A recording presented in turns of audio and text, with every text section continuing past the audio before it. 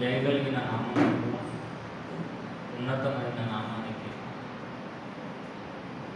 మీ బంగారు పాదములకు వందనలు చెల్లిస్తున్నాం. ఇంతవరకు మమ్మల్ని కాపాడి మరొక ఆదివారం దినముందు మేమందరం కలిసి మిమ్మల్ని ఆత్మతోనూ స్వచ్ఛంతోనూ ఆరాధించే మహాభాగ్యాన్ని మీరు మాకు ప్రసాదించారు. మీ యొక్క మాటలను మేము ఆలోచించుకుంటుండగా తగిన బుద్ధిని, తగిన జ్ఞానాన్ని మాకు ప్రసాదించండి. విని మర్చిపోకుండా మీ మాటల ప్రకారం బ్రతికి మీరున్న లోకానికి త్వరపడే భాగ్యాన్ని మా అందరికీ ప్రసాదించమని కోరుకుంటూ క్రీస్తు వారి అమూల్యమైన నామమున ఈ ప్రార్థన మీకు సమర్పించి వేడుకుంటున్నాం తండ్రి. ఆమేన్. చెరువచ్చిన క్రీస్తు సంఘం మీ అందరికీ మన ప్రభువును రక్షకుడును క్రీస్తు వారి పేరట శుభములండి. దేవుని పిల్లల, ఇంతవరకు దేవుడు మనల్ని కాపాడి ఆయన దేవదూతలు భద్రపరిచి మరలా మనం అందరం కూడుకొని ఆయనను ఆత్మతో సత్యంతో ఆరాధించుకునే అవకాశాన్ని మన జీవితంలో ప్రసాదించారు. ఈ సమయాన్ని చూడలేక, ఈ సమయాన్ని వినియోగించుకోలేక చాలామంది దురదృష్టవంతులుగా మారినప్పటికీ దేవుడు మనం ప్రేమించి తన సన్నిధానికి తీసుకొని వచ్చాడు. కనుక దేవుడి మనసులో ఉన్న ఒక మంచి విశేషమైన సంగతిని ఈరోజు మనం ఆలోచిద్దాం. ఇర్మియా గ్రంథము 5వ అధ్యాయం 3వ వచనాన్ని మనం జాగ్రత్తగా చదివి మనం ఆలోచిద్దాం. ఇర్మియా గ్రంథము 3వ అధ్యాయము 5వ అధ్యాయము 3వ వచనం. యెహోవా యథార్థత మీదనే కదా దేవుడట దృష్టి ఎవరి మీద, దేని మీద అంటే యథార్థత, నీతి, మంచివారి మీద, దేవుడికి లోబడి వారి మీద, దేవుడికి విధేయులైన వారి మీద ఎన్నో నానార్థాలు వస్తాయి. అంటే ఎందుకు దేవుడు వీరి మీదనే తన కనుదృష్టి ఉంచుతున్నాడు అంటే దేవుడు యథార్థవంతుడు, దేవుడు నీతిమంతుడు. కనుక తన పిల్లలను కూడా నీతిమంతులుగా, యథార్థవంతులుగా ఉండాలని కోరుకుంటున్నాడు. ఇక కింది చదవండి. నీవు వారిని కొట్టితివి కానీ దేవుడు కొట్టడం ఏంటి? దేవుడు కొట్టడం ఏంటండి? దేవుడు కొడుతున్నాడు కానీ మనకు అర్థం అవ్వట్లేదు. దేవుడు మనకు కొడుతున్నాడు కానీ మనకు అర్థం అవ్వట్లేదు, దుఃఖం కలగట్లేదు. వారిని క్షీణింపజేస్తున్నావు, వారి శిక్షకు లోబడడంలో. అంటే ఇది దేవుడి వలన వచ్చిన శిక్ష అని ఎవరు గ్రహించడం లేదు. క్షీణించిపోతుంది, శరీరం క్షీణిస్తుంది, ఆరోగ్యం క్షీణిస్తుంది. కానీ ఇది దేవుడి వలన కలుగుతుందని ఎవరు ఆలోచించట్లేదు. రాతి కంటే తమ ముఖములను కఠినంగా చేసుకుని ఉన్నారట, మల్లుటకు సమ్మతింపరు.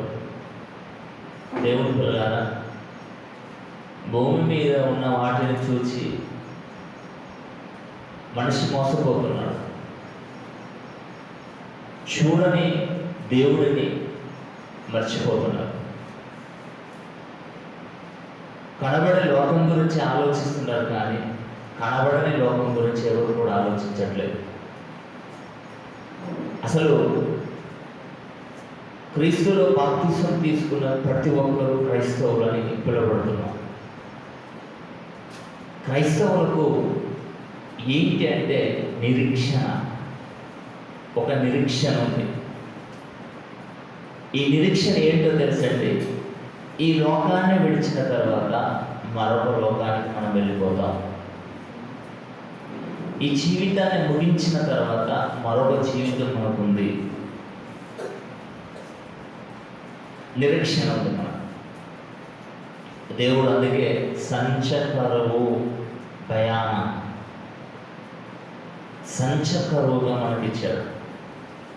పరిశుద్ధాత్మ దేవుడిని భయాన పెట్టాడు మన మీద. తెలుసండి, మన మీద దేవుడు భయాన పెట్టాడు. భయాన తన కుమారుని రక్తాన్ని మనకు వ్యయం చేశాడు. చాలామంది ఏదైనా కొనేటప్పుడు భయాన పెడతారు. పరలోకానికి తీసుకువెళ్ళకంటే ముందు మనకు దేవుడు భయాన్ని పెట్టాడు. ఆ భయాననే పరిశుద్ధాత్మ దేవుడు. ప్రతి ఒక్క మనిషి యథార్థతకి చోటు ఇవ్వాలి తప్ప చెడుదనానికి చోటు ఇవ్వకూడదు. దేవుడు మన హృదయంలో నివాసాన్ని పెట్టుకున్నాడు. నివాసం. ఈ నివాసం ఎలా ఉండాలంటే నీతిగా యథార్థతగా ఉండాలి. ప్రతి ఒక్కరూ దేవుని పిల్లరా తాను నివసించే నివాసాలు చాలా అందంగా ఉండాలనుకుంటారు. ఇల్లును కట్టుకుంటారు. ఈరోజు రూఫ్ సీలింగ్ పిఓపి చేయించుకుంటున్నారు. ఎంతో డిజైన్ అంగరంగ వైభవంగా తీర్చిదిద్దుకుంటున్నారు. సిటీలో లేని ఇల్లు కట్టడాలు పల్లెటూరులోనే ఉన్నాయండి.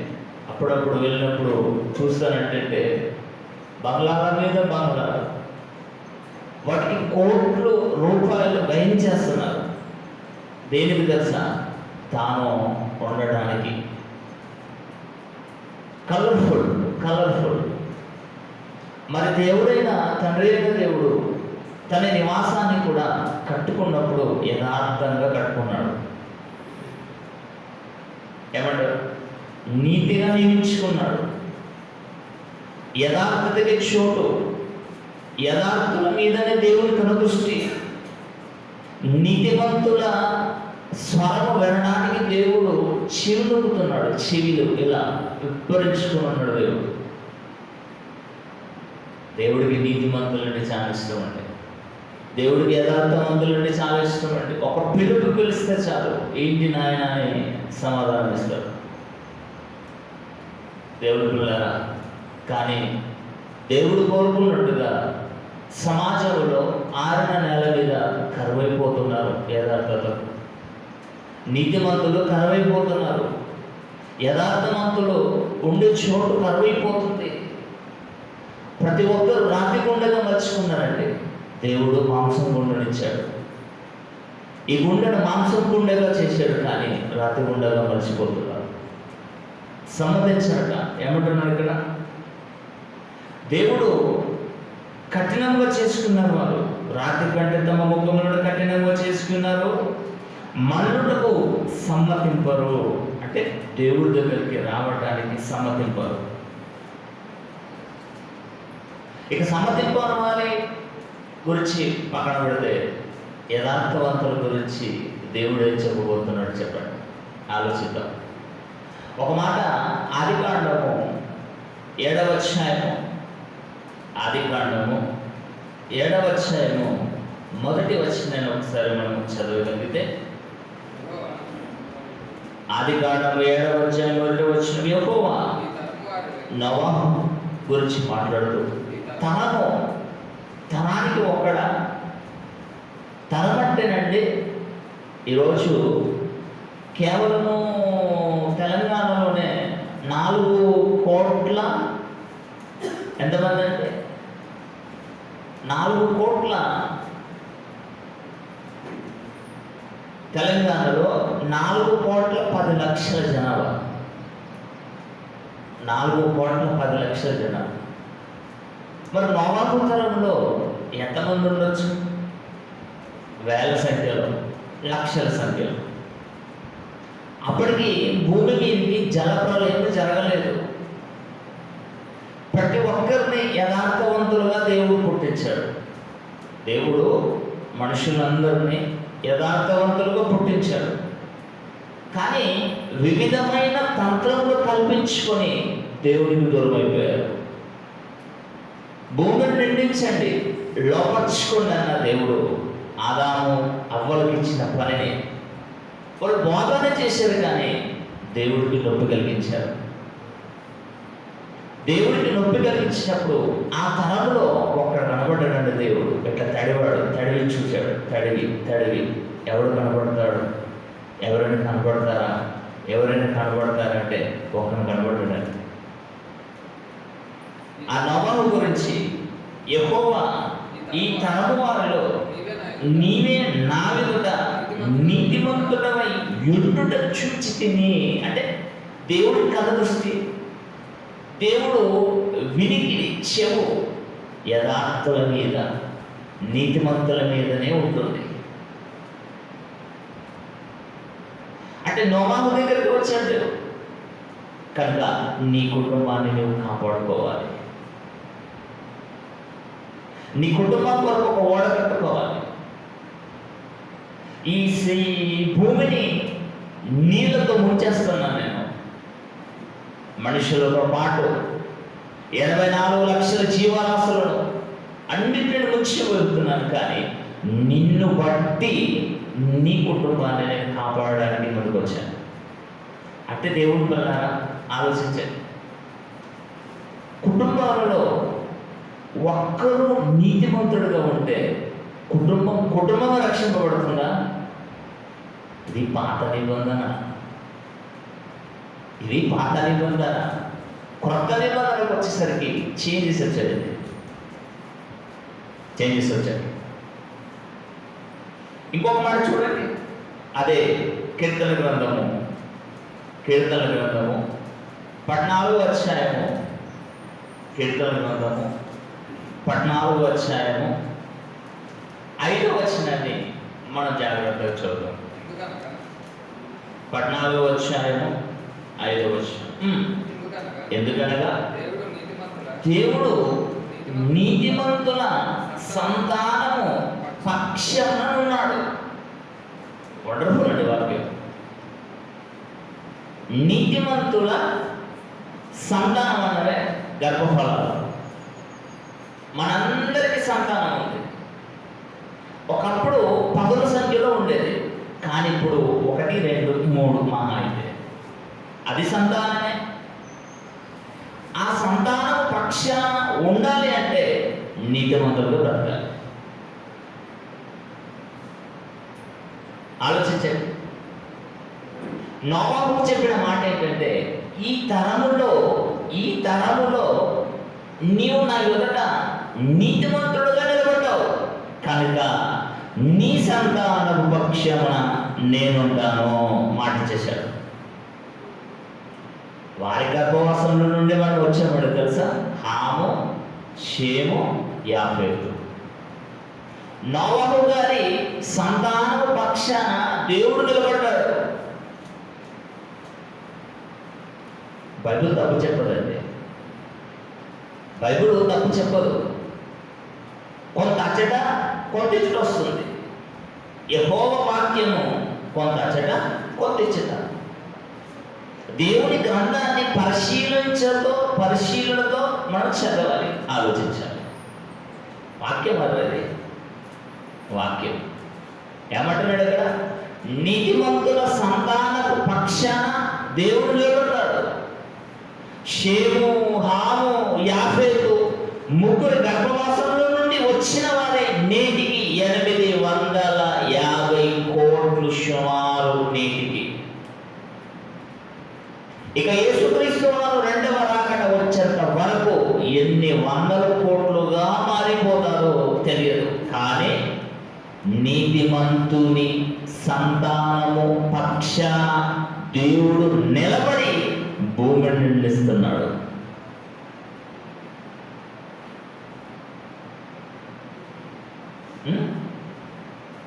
మరొక మాట, కీర్తన గ్రంథము 34వ అధ్యాయము 15వ వచనం అండి. 34వ అధ్యాయము 15వ వచనం. యెహోవా దృష్టి అట నీతిమంతుల మీదను ఉన్నది, ఆయన చెవులు వారి మొరలకు ఒగ్గియున్నవి. అంటే నీతిమంతులు, యథార్థవంతులు, నాకు లోబడిన వారు, నా యందు భయము భక్తితో బ్రతుకుతున్న వారు ఎవరైనా మొరపెడతారేమో అని దేవుడు చెవులు విప్పి వినడానికి ప్రయత్నం చేస్తున్నాడు. దేవుని పిల్లారా, ఆలోచించేయండి. మనము ప్రార్థన చేసినప్పుడు ఎలా చేయాలన్నా, నీవు ప్రార్థన చేసినప్పుడు నీ గదిలోకి వెళ్ళి తలుపు వేసుకొని రహస్యమందున్న తండ్రికి ప్రార్థించు. మన నీతిమంతులైనా మరి నీతిమంతులుగా తీర్చబడ్డాము. మరి ఇప్పుడు నోవహు నీతిమంతుడు, దేవుడే సాక్ష్యం చెప్పాడు. మరి ఈరోజు క్రైస్తవులు నీతిమంతులేనా? ఆలోచించండి. నీతిమంతులమైతే దేవుడు మనములో కూడా వినాలి. నీతిమంతులమైతే మనం మొర వినాలి. దేవుడు పాత నిబంధనలు కాదండి, కొత్త నిబంధనలు కూడా వ్రాయించి పెట్టిన మాట ఏంటంటే, పేతురు గారు రాసిన మొదటి పత్రిక ఒకసారి తీయడి. పేతురు గారు రాసిన మొదటి పత్రిక 3వ అధ్యాయము, పేతురు గారు రాసిన పత్రిక మొదటి పత్రిక 3వ అధ్యాయము 12వ వచనాన్ని మనం జాగ్రత్తగా చదవగలిగితే, ప్రభువు కన్నులు నీతిమంతుల మీదను, ఆయన చెవులు వారి ప్రార్థనల వైపును ఉన్నవి కనుక ప్రభువు ముఖము కీడు చేయు వారికి విరోధముగా ఉన్నది. 2 చెప్పాడు ఇక్కడ. ప్రభు ముఖము విరోధులు అన్నారు.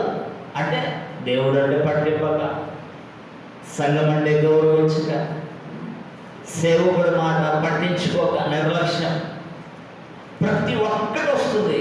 వారే విరోధులని దేవుడు శిలాశాసనం రాశాడు. మరి నీతిమంతుల ప్రార్థన పెట్టాడా? పెట్టాడు. ఆయన కనుదృష్టి నీతిమంతుల మీదనే ఉంది. ఆయన చెవి ఎదుగుతుందట. నీతిమంతులు, యథార్థవంతులు ప్రార్థన చేస్తే వారి ప్రార్థన నేను వింటాను. మరి ప్రార్థన చేస్తున్నాం చెప్పండి. ప్రార్థన చేయడానికి అర్హత పొంది ఉన్నామా లేదా?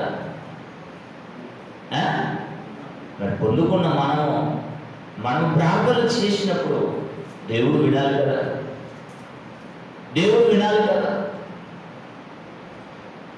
కొత్త నిబంధనకు వచ్చిన తర్వాత దేవుడు పిల్లరా పేతురు గారు చెరసాలలో పెట్టారు. అంతే కదా. పేతురు గారు కొరకట ఎవరు ప్రార్థన చేశారు? సంఘం. అంటే ఇండివిజువల్గా ప్రార్థన చేస్తే దేవుడు వినడా? వినడు. సంఘంగా ప్రార్థన చేయాలి. ఆ సంఘం ఎలా ఉండాలి? నీతిమంతుల సంఘమై ఉండాలి, యథార్థవంతుల సంఘమై ఉండాలి, క్రీస్తు సంఘమై ఉండాలి. అందులో అపోస్తలుల బోధ ఉండాలి, ప్రార్థన చేయడం ఉండాలి, రొట్టె విరుచుటం ఉండాలి, సహవాసం ఉండాలి, సమాజంలో కూడటం ఉండాలి. ఆ తర్వాత తెగిపోకుండా ఉండాలి. అదే నీతిమంతుల సంఘం. అసలు ఈరోజు సంఘానికి ఎవరు కూడా వెళ్ళిస్తలేరంటే, పరలోకానికి ప్రతిబింబమే సంఘం.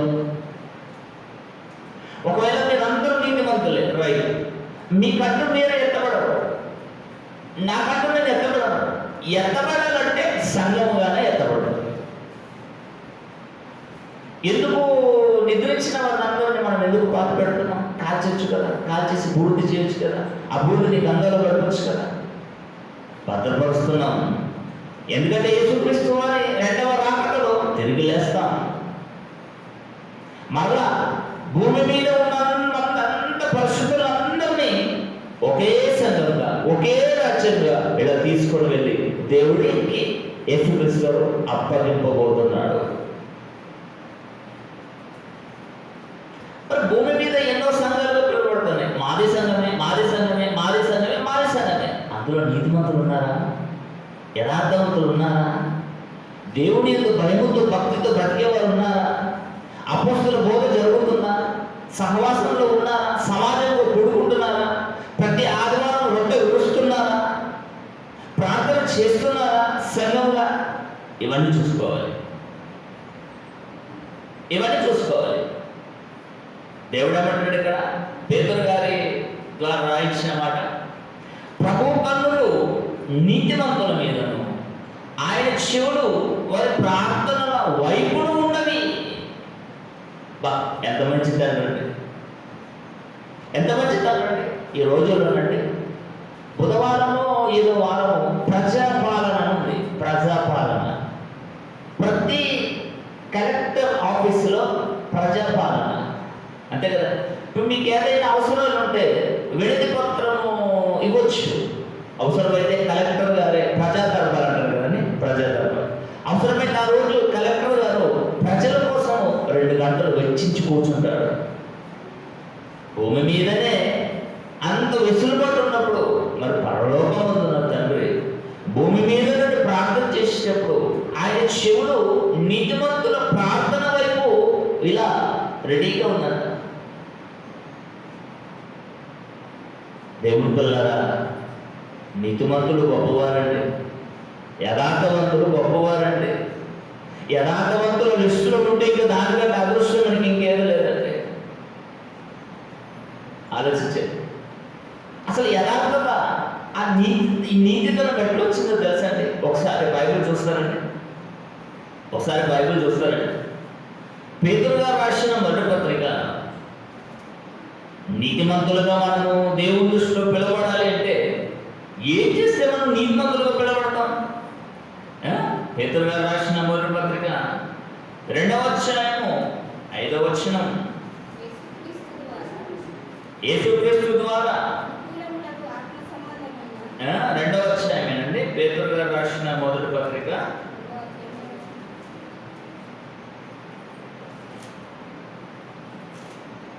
2వ పత్రిక అండి. 2వ పత్రిక 2వ అధ్యాయము 5వ వచనం. నోవహు, ఈ తరంలో నీవు నీతిమంతుడు అని చెప్పిన దేవుడు కొత్త నిబంధనకు వచ్చేసరికి కొంచెం చేంజెస్ కనబడుతుందండి. ఎలా నీతిమంతుడే? నీతిమంతుడిని దేవుడే సాక్ష్యం ఇచ్చాడు. ఆలోచించండి. నీతిమంతుడు అని దేవుడు సాక్ష్యం ఇచ్చాడు. కానీ నీతిమంతుడుగా సాక్ష్యం ఇవ్వడానికి కారణం ఏంటి? ఆయన నీతిగా బతికాడా? ఎవరు మోసం చేయలేడా? ఎవరిని అర్జించలేడా? లోకం అనుకున్న నీతి వేరు, దేవుడు అనుకునే నీతి వేరు. లోకంలో నీతిమంతులు ఎలా అంటారండి? వారి పనులు వారు చేసుకొని వారి కుటుంబ బాధ్యతలు వారు పాలిస్తూ ఎవరు జోలిపోక ఎవరు ఆడత వెళ్ళక వారింట్లో వాళ్ళు శాంతితో సమాధానం ఉంటే వీళ్ళు నీతిమంతులండి, వీళ్ళు ఎవరు జోలికి వెళ్ళడండి, వీళ్ళు ఎవరు మోసం చేయరండి, వీళ్ళు యథార్థవంతులండి, మాట అంటే మాట లేకుంటే లేదండి. ఇలా లోకం ఇచ్చే సర్టిఫికెట్ కాదు ఇక్కడ. దేవుడిచ్చే సర్టిఫికెట్ ఏం చెప్పండి? చదవండి 5వ వచనం. మరియు ఆయన పూర్వకాలమందున్న లోకమును విడిచిపెట్టక భక్తిహీనుల సమూహం మీదికి జల ప్రళయమును రప్పించినప్పుడు నీతిని ప్రకటించిన నోవహు అన్నాడు. మరి 7 కాపాడుతున్నాడు. నీతి అంటే ఏంటంటే వాక్యం, యేసుక్రీస్తు. ఆయన ఆత్మరూపిగా చెరలో ఉన్న వారికి వాక్యాన్ని ప్రకటించాడు. ఆ రోజు నోవాహే ఎన్ని సంవత్సరాలు ప్రకటించాడండి? సుమారు 120 సంవత్సరాలు అంటే సుమారు 120 సంవత్సరాలు ప్రకటిస్తే 7 వచ్చారు ఆనాడు. మరి ఈరోజు ఎదురు వస్తారండి? ఒక్కరు కూడా రారండి. వస్తారు చెప్పండి. ఇందాక ఒక ప్రశ్న ఇస్తానండి సంఘానికి. ఈవెన్ నాకు కూడా వర్తిస్తుంది. సంఘం అంటే నేను కూడా సంఘ సభ్యునే కదా, నేను కూడా సంఘ సభ్యునే. 2024 ముగిసిన తర్వాత 2025 రోజు ఇక్కడే మనం అందరం మాట్లాడుకున్నాం.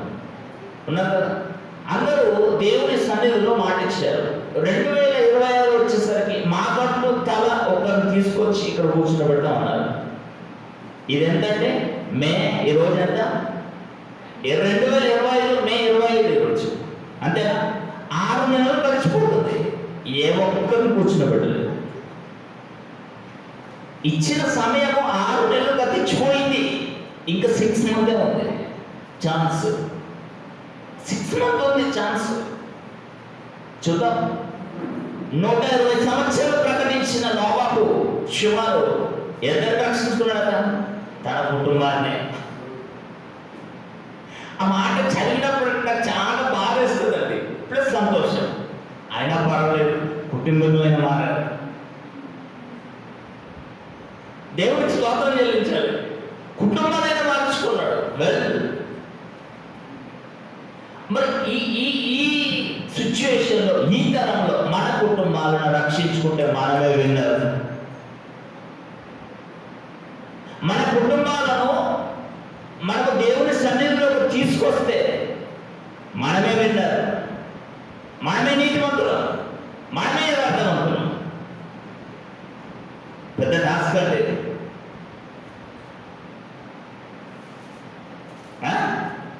టాస్క్ అండి. కనుక దేవుడు నీతిని ప్రకటిస్తేనే నీతిమంతుడు. లోకమనుకున్న నీతి కాదు, లోకమనుకున్న నీతి కాదు. ప్రేమైన దేవుని వల్ల ఈ క్రీస్తు శకం 21వ శతాబ్దంలో ఉన్నాం. మనం అంచె దినాలలో ఉన్నాం, అంచె గడువులో ఉన్నాం. ఎక్కడ చూసినా భూకంపాలే, ఎక్కడ చూసినా వరదలే, ఎక్కడ చూసినా సునామీలే. ఎక్కడ ప్రకృతి బాగలేదండి. ప్రకృతికి పేరు వచ్చేసింది, ప్రసవ వేదన, నొప్పులతో ఉంది ప్రకృతి. ఇప్పుడు చూడండి, ఒక ఆడతల్లి నొప్పులతో ఉన్నప్పుడు ప్రసవించే సమయం, బిడ్డ బయటకు రావాలి. ప్రకృతి కూడా ప్రసవించే సమయం ఇది. యేసుక్రీస్తు 2వ రాకడ జరగాలి. ఎవరు ఆలోచించలేదు. నేను తిన్నానా, పన్నానా, ఇటు వెళ్ళానా, అయిపోయింది నా పని. అదేనా? ఎలా నీతి మొదలు అవుతామండి మనం? చెప్పండి. అసలు క్రైస్తవుడు అంటేనే నీతిమంతుడు, అంతే కదండి. క్రీస్తు రక్తంలో కడగబడిన వారందరూ నీతిమంతులు, పరిశుద్ధులు, యథార్థవంతులు. కానీ మనం కోల్పోతున్నామండి. పరిశుద్ధ జనం కదండి, యాజకులం కదండి, పూజారులం కదండి. మరి నువ్వు పూజారులు అయితే నువ్వు పూజ చేసి ఎంతమందిని దేవుని ఆకర్షణలో నడిపించావు? ఎందుకు ప్రతి ఆదివారం నిలబెట్టి మాట్లాడిపిస్తున్నానంటే, మాట్లాడాలి. ఒక్కరొక్కరిలో ఎటువంటి టాలెంట్ ఉందో నేను కూడా చూడాలి కదండి, అంటే కోత విస్తారంగా ఉందా? ఉంది. పనివారు కొలువుగా ఉన్నారు. మరి పనివారిని పంపించండి. యేసుక్రీస్తు ఆనాడు 2000 సంవత్సరాల క్రితం ప్రార్థన చేశాడు. ఆనాడు నుండి ఈనాడు వరకు పనివారు ఎవరైనా తయారవుతున్నారా? చైనాలో ఇంటికి, కుటుంబానికి ఒక్కరు మిలిటరీకి వెళ్ళాలి.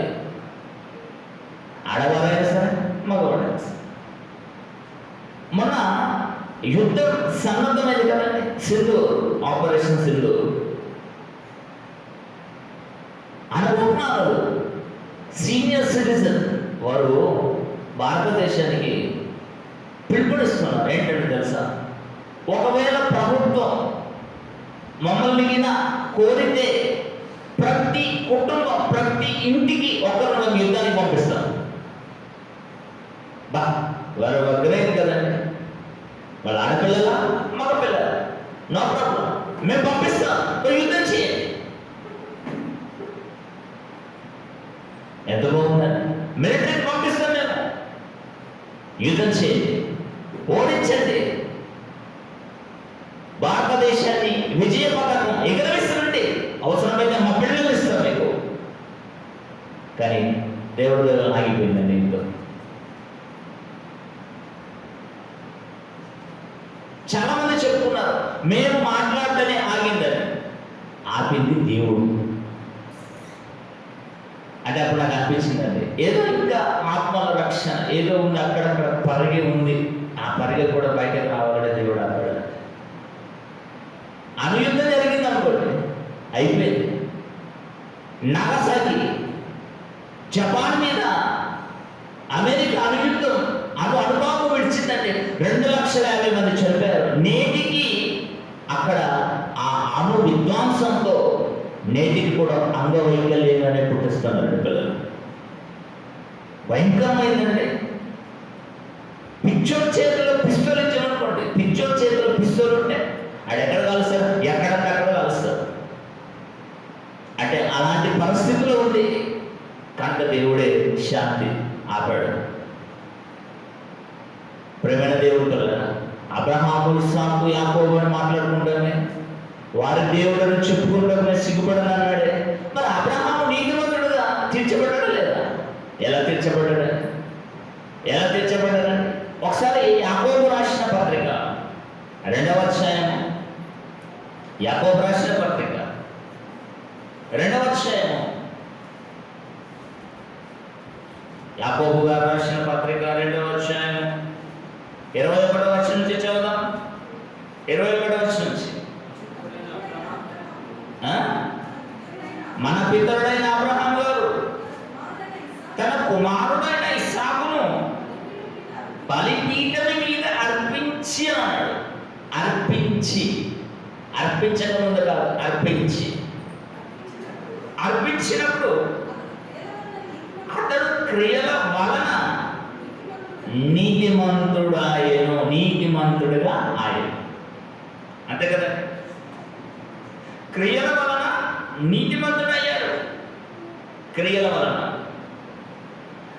అదే చూడండి 21వ వచనం చదవండి కదండి. మన పితరుడైన అబ్రహాము తన కుమారుడైన ఇస్సాకును బలిపీఠం మీద అర్పించినప్పుడు అతడు క్రియల వలన నీతిమంతుడని తీర్పు పొందలేదా? 22వ వచనం, విశ్వాసము అతని క్రియలతో కూడి కార్యసిద్ధి కలగజేసిననియు. విశ్వాసంలో మనం పిలువడుతున్నాం. మనం విశ్వాసం అంటే సరిపోదు, క్రియలు ఉండాలి. విశ్వాసము ప్లస్ క్రియ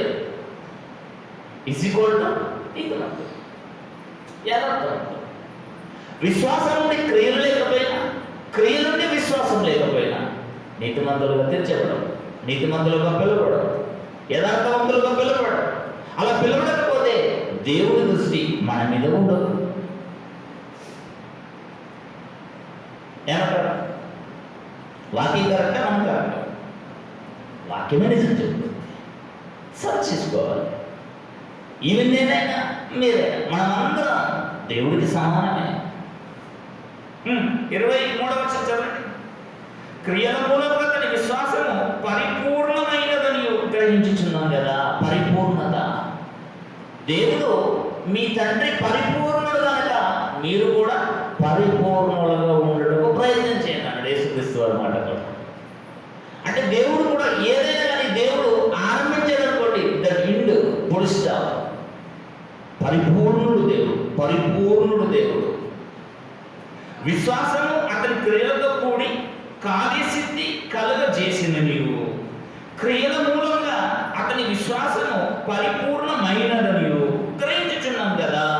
కాబట్టి అబ్రహాము దేవుని నమ్మాడు. సెకండ్ ఆప్షన్, దేవుని నమ్మాడా? దేవుడు ఏం చేశాడంటే కల్దీయ దేశానికి చెందిన ఊరుకు చెందినవాడు. ఎవరు? అబ్రహాం కాదు, కల్దీయుడు. కల్దీయ దేశానికి చెందినవాడు. నోవాహు జలప్రళయం తర్వాత హాము, యాఫేతు, షేము ఈ ముగ్గురి గర్భవాసంలో నుండి వచ్చిన వాడే తెరహు. అంతే కదా. తెరహు కుమారుడే ఎవరంటే అబ్రహాం గారు.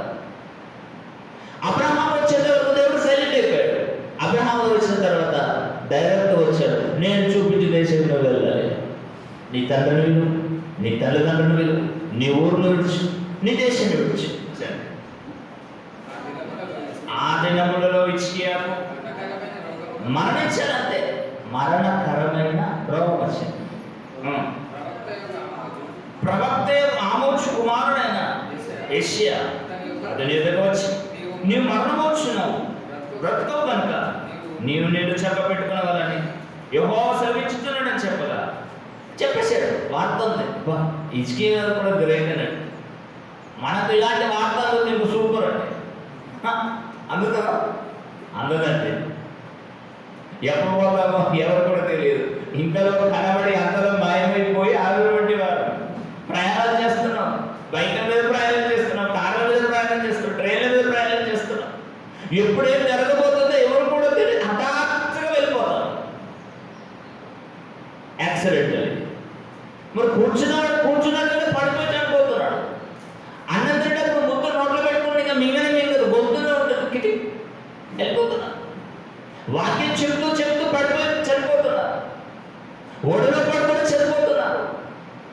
ఎలాంటి చావు మనకు వార్తలు ఉండవు. అందుకే దేవుడు చెప్పాడు, నాన్న ఇంతలో కనబడి అంతలో మాయమైపోయి జీవితం లాంటి మీరు ఉండరు కనుక జాగ్రత్తగా ఉండండి. ఇక ఈయనకు బ్రతకాలని ఆశ ఉంది. హిజ్కియా గారికి బ్రతకాలని ఆశ ఉంది. బ్రతకాలని ఆశ ఉన్నవాడు ఏం చేసేదండి? ప్రార్థన. నువ్వు రాజు అయితే నువ్వు ఎవరైతే ఏం చేశాడట? అతను ఏం చేస్తున్నాడు చూడండి. అతడు తన ముఖంలో గోడ తరపు తిప్పుకొని ఎవరు లేరు, ఒంటరిగా అయిపోయాడు. చనిపోతానగానే మనోడికి బాణసల్లో పడేది.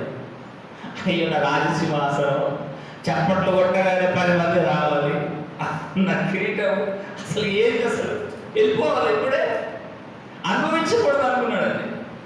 ఇక ఎవరికి మొరపెట్టాలి, ఎవరిని ప్రతిమలాడితే నాకు ఈ మరణకరమైన రోగము నయమవుతుందంటే ఒక దేవుడే. ముఖం తిప్పుకున్నాడట.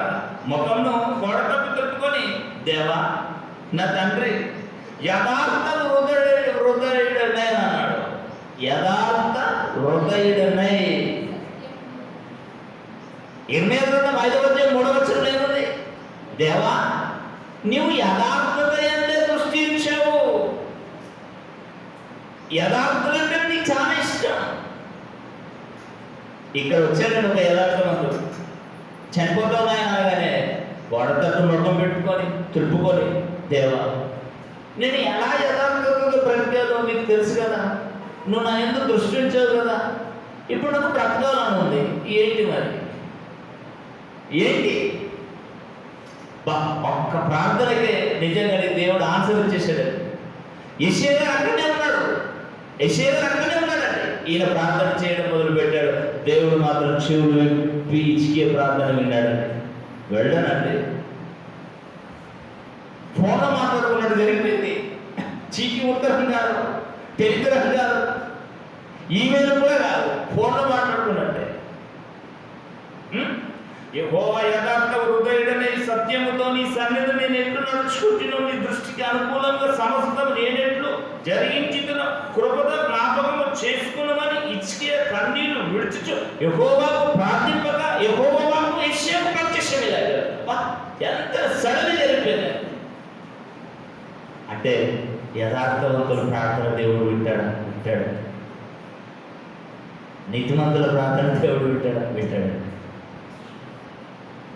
అర్హత సాధించారు.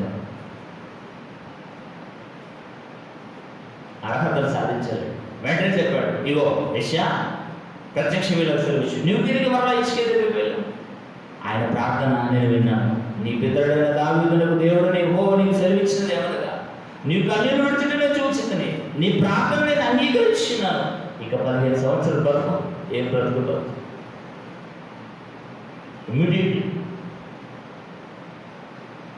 దేవుడు ఒక చాట ఒకలాగా రాయించి, ఇంకొక చోట ఇంకొకలాగా రాయించాడు. దేవుడి పిల్లలు, ఇక క్రైస్తవులమైన మనకు కూడా నీతిమంతులుగా యథార్థవంతులుగా మారే అవకాశం దేవుడు ఇచ్చాడు. నీతిమంతుడు నోవాహు ఎలా సాక్ష్యం ఇచ్చాడు, అబ్రహాము నీతిమంతుడు ఎలా తెచ్చిపడ్డాడు? విశ్వాసం ప్లస్ క్రియ. తీతుకు రాసిన పత్రిక 3వ అధ్యాయం 6వ వచనం. 3వ అధ్యాయము 6వ వచనం. తీతుకు రాసిన పత్రిక 3వ అధ్యాయము 6వ వచనం. ఆయన కృప వలనే అని అన్నాడు. ఎవరు కృప? 3వ అధ్యాయము 6వ వచనం. మనం ఆయన కృప వలన నీతిమంతులమని తీర్చబడి నిత్య జీవమును గూర్చిన నిరీక్షణను బట్టి దానికి వారసులమౌటకై ఆ పరిశుద్ధాత్మను మన రక్షకుడైన యేసుక్రీస్తు ద్వారా ఆయన మన మీద సమృద్ధిగా కుమ్మరించెను. బాప్తిసం తీసుకోవడానికి ఎనకాడుతున్నారంటే ఎందుకో ఏమో పోయే కాలం. బాప్తిసం తీసుకుంటేనే పరిశుద్ధాత్మ దేవుడు మనలోకి వస్తాడు, నీతిమంతులుగా మారిపోతాం. అప్పుడు విశ్వాసం అనేది కలుగుతుంది. వినుట వలన విశ్వాసం. ఆ వినుట ఎవరి మాటలు? క్రీస్తు మాటలు. బాప్తిసం తీసుకున్నాం, విశ్వసించాం, నీతిమంతులుగా మారాం. ఇక క్రియలు చేయాలి. క్రియలు చేయాలి. క్రియలు చేయకూడదు తప్పదు. 120 సంవత్సరాలు ప్రకటించాడు కదా, 7 మందిని కాపాడుతున్నాడు. మరి ఇంకా మనం ఇచ్చిన మాట ప్రకారం ఇంకా 6 నెలలు ఉంది. 6 నెలల వ్యవధిలో ఎంతమందిని మనము దేవుడి సన్నిధికి రప్పిస్తామన్నది టాస్క్. అంటే దేవుడి సన్నిధిలో అనాలోచనగా మాట్లాడలేం కదండి. మాట ఇచ్చారు, మాట తప్పకూడదు. మాట తప్పకూడదండి. అలా మాట తప్పుడే దేవుడు మన పట్ల బాధపడతాడు. దేవుడు బాధపడితే ఇక మనకు బాగుంటుందా? బాగుంటుంది. కనుక ఆయన కృప వలన నీతిమంతులమని తీర్చబడి నిత్య జీవమును గూర్చిన నిరీక్షణను బట్టి దానికి వారసులమౌటకై ఆ పరిశుద్ధాత్మను మన రక్షకుడైన యేసుక్రీస్తు ద్వారా ఆయన మన మీద సమృద్ధిగా కుమ్మరించెను. ఈ మాట నమ్మదగినది కనుక దేవుని యందు విశ్వాసం ఉంచిన వారు సత్క్రియలను శ్రద్ధగా చేయడందు మనస్సుంచున్నట్లు నీతి సంగతులను గూర్చి దృఢముగా చెప్పుచుండవలనని కోరుచున్నాను. ఇవట మంచివియో మనుష్యులకు ప్రయోజనకరమైనవినే ఉన్నవి. కానీ ప్రయోజనకరమే సువార్త ప్రకటిస్తే, గ్యాదరింగ్ చేస్తే మాకేంటి లాభం అనుకుంటున్నారా? ప్రయోజనకరం, లాభమే. ఎంత మంచి దేవుడు అండి, ఎంత మంచి తండ్రి అండి, ఎంత మంచి రాజండి మన యేసుక్రీస్తు వారు, ఎంత మంచి రక్షకుడు అండి. మన గురించి ఎంతగా ఆలోచిస్తున్నారండి పరిశుద్ధాత్మ దేవుడు. ముగ్గురు మన గురించి ఆలోచిస్తున్నారు, కానీ మనం మాత్రం వాళ్ళ గురించి ఆలోచించట్లేదండి. మనం వాళ్ళ గురించి ఆలోచించట్లేదండి. ఓడ ఏంటంటే రేవు దాటిన తర్వాత తెప్పలు తగలు పెట్టే రకాలు చాలా మంది ఉంటారు. ఆడ ఉండకూడదండి. ఎప్పుడు ఏక మనస్సు ఉంటారు. ఒకటే మనస్సు, ఒకటే విశ్వాసం, ఒకటే క్రియ. అలా ఉంటే దేవుడు మన ఎంత సంతోషపడతాడు. దేవుడు కూడా యథార్థత ఎందుకు దృష్టి ఇస్తాడు దేవుడు, నీతిమంతుల మీద దృష్టి ఇస్తాడు దేవుడు. ఆ అర్హతను మనం సాధిస్తే, మనం పొందుకుంటే ఇంకా మనకంటే విన్నర్స్ ఇంకెవరు ఉంటారండి దేవుడు కూడా. ఏప్రిల్ రాసిన పత్రిక 10:32 అండి. ఈ మాటలు చదువు ముగించుకుందాం. ఏప్రిల్ రాసిన పత్రిక 10వ అధ్యాయం 38 అండి. అందరూ దీన్ని అండర్లైన్ చేసుకుని పెట్టుకోవాలి. ఏప్రిల్ రాసిన పత్రిక 10వ అధ్యాయము 38వ వచనం. నా యందు నీతిమంతుడైన వాడు, నా ఎదుట నీతిమంతుడైన వాడు, వాడు అని ఒకటే ఉంది. వాడు నందం విశ్వాసము మూఢముగా జీవించుదురు. కానీ అతడు కానీ ఆమె కానీ ఎవరైనా వెనుక తీస్తే వారి యందు నా ఆత్మ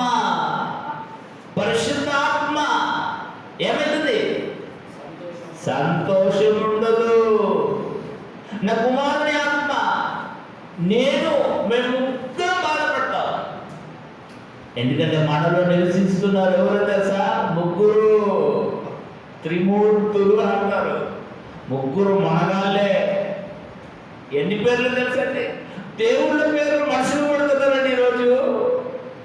మనగాళ్ళు, తండ్రి అయిన దేవుడు, యేసుక్రీస్తు వారు, పరిశుద్ధాత్మ దేవుడు, ముగ్గురు మనలోనే ఉన్నారు. మనం ఒకవేళ వెనక తీస్తే ముగ్గురు మన ఏంటంటే సంతోషపడట, బాధపడతారట. వాళ్ళకు మనం బాధను ఇచ్చి మనమే సాధిస్తూ చెప్పండి. కనుక ప్రేమైన దేవుని సంగమం, ప్రేమైన దేవుని వల్ల ఎప్పుడు కూడా ఒకసారి దేవుడి దగ్గరికి వచ్చామంటే తిరిగి మరలా వెనక్కి చూడకూడదు. విశ్వాసం ఒప్పేసుకో, యథార్థత, నిత్యతత్వం. మన ప్రార్థన దేవుడు వినాలి. కుటుంబాన్ని రక్షించుకున్నాడు నోవాహు, మర్చిపోకండి. మన కుటుంబాన్ని మనం రక్షించుకోవాలి. ప్రపంచానికి ఇదేనండి వండర్ఫుల్ మెసేజ్. రోడ్ల మీదకి వెళ్ళి, వీధుల్లోకి వెళ్ళి ప్రకటించే కంటే యావత్ భూమి మీద ప్రతి ఒక్కరూ తన తన కుటుంబాన్ని రక్షించుకోగలిగితే ఎంత బాగుంటుందండి, ఎంత బాగుంటుందండి. ఎవరికే వేసిన ఉండదండి. అది జరగాలని నేను ప్రగాఢంగా విశ్వసిస్తున్నాను. ప్రతి ఒక్కరూ తన కుటుంబంలో తానే సేవకుడు, సేవకురాలు నిలబడాలి. తన కుటుంబాన్ని చక్కగా దేవుళ్ళలోకి నడిపించాలి. అలా నడిపిస్తేనండి నిజంగా దేవుడు ఆత్మ, దేవుడు క్రీస్తు వారు, పరిశుద్ధాత్మ దేవుడు ఎంత సంతోషిస్తాడంటే అంత సంతోషిస్తాడు. బాగా అని అంటాడు, నా ప్రియమైన పిల్లలా నీ అందు నేను ఆనందించుచున్నాను అంటాడు. ఏదో బాధలకు, అవమానాలకు, ఇబ్బందులకు కుటుంబాన్ని విడిచిపెట్టి వెళ్ళిపోతానని ఓడిపోతావేంటి, పారిపోతావేంటి? పురికి సన్నాసిలా శోధన అదొక టాస్క్. జయించండి. ఈ యోగు జయించలే. యోగు వచ్చి భార్య ఏమన్నదంటే చిని దుంపది కదరా, ఓడుతున్నారు కూడా. ఇంకా యథార్థతను వదలవా? యథార్థతను వదిలి చచ్చే చావాలట. ఆదర్శవంతురాలు ఆవిడ వాయిడ బాగుండదు. నాలాంటి భర్త నాకు దొరకడం, మీలాంటి భర్త దొరకడం ఎంతో అదృష్టం. అబ్బో అబ్బో తీపి తేడా, కష్టాలు వచ్చాయి, ఏం లేవు, అంత పోయింది, ఇక నువ్వు నాకెందుకు? అప్పుడేమన్నాడు? శబాష్ అన్నాడా? బా వీర నానన్నాడా? అన్నాడంటే మూర్ఖురాలు మాట్లాడినట్టు మాట్లాడు. దేవుని వలన మంచి అనుభవించాం, చెడు కూడా అనుభవించారు కదా, కీడును అనుభవించారు కదా అన్నాడు. దట్ ఈజ్ యోగు గారు. అందరు భర్తలు అలానే ఉండాలి. అందరు భార్యలు యోగు భార్యలా ఉన్నా యోగు లాంటి భర్త మనస్తత్వం మనలో ఉండాలి. అప్పుడు ఆ ఇల్లు పడిపోదు, డైవర్స్ కాదు, నిలబడుతుంది. మంచి మాట నచ్చిందండి? మగవాళ్ళకి నచ్చిందా? ఏం మాట్లాడుతున్నా? నచ్చింది. నచ్చిన మాటే దేవుడు రాయించాడు. కనుక దేవుని వల్ల దేవుడు మనం ప్రేమిస్తున్నాడు కదా, దేవుడికి మనకు కావాలనుకుంటున్నాడు. కనుక యథార్థతతో నీతిమంతులుగా బ్రతికి దేవుడిని సాధిద్దాం, దేవుడి మాట. ఓకే, కనుక దిగొద్దు. చావు రేవైన అంతము వరకు సహించిన వాడే ఏమంటాడు? ధన్యుడు.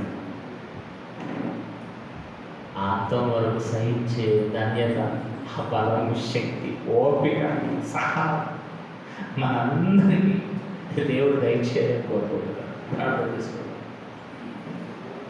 మహోన్నతుడమైన మా తండ్రి, మీ మహోన్నతమైన నామానికి, ఉన్నతమైన మీ పాదములకు స్తుతి చెల్లిస్తాను. మంచి మాటలు మాకు వినిపించారు. విన్నమేమో విడిచిపెట్టకుండా మీ మాటల ప్రకారం బ్రతుక కృప చూపు నడిపిస్తూ ఎంత గొప్ప జ్ఞానాన్ని మాకు నేర్పించి తండ్రి గారికి నిర్మించి ఆరోగ్యంలో పనులు శక్తినివ్వండి. జూన్లో 3 రోజుల సభలు, సెమినార్ జరుగుతుండగా మీ పిల్లలు ప్రయాణాలు సిద్ధపడుతున్నారు. చేరవలసిన గమ్యస్థానానికి క్షేమం చేర్పించారు. మీ కుమారుడు గలవెత్తి మాట్లాడుతుండగా సమస్త ప్రజలు, భూమి మీదున్న ఆరిన నేల మీద సమస్త జనులు వెళ్తూ వేగురుపడే భాగ్యాన్ని ప్రసాదించి ప్రార్థిస్తూ, ఇదిగో సంఘంగా మీ పిల్లలందరినీ దీవించండి. తరలి వచ్చిన మీ పిల్లలందరినీ జ్ఞాపకం చేసుకోండి. మీ పిల్లలకి ఇచ్చిన కుటుంబాలను, మీ పిల్లలకి ఇచ్చిన గర్భఫలాలను మీ పిల్లలు కూడా దీవించండి, ఆశీర్వదించండి. మంచి ఆరోగ్యం మీ పిల్లలు గుడారాలకు, మా గుడారాలకు ఏ తెగులు సంభవించకుండా మమ్మల్ని కాచి కాపాడమని అర్థిస్తూ, మా ప్రియుడు, మా రక్షకుడు, రాజులకు రాజైన యేసుక్రీస్తు వారి అతి శ్రేష్టమైన నామం ఈ ప్రార్థన మీకు సమర్పించి బ్రతుకులాడి వేడుకుంటున్నాం తండ్రి. ఆమేన్.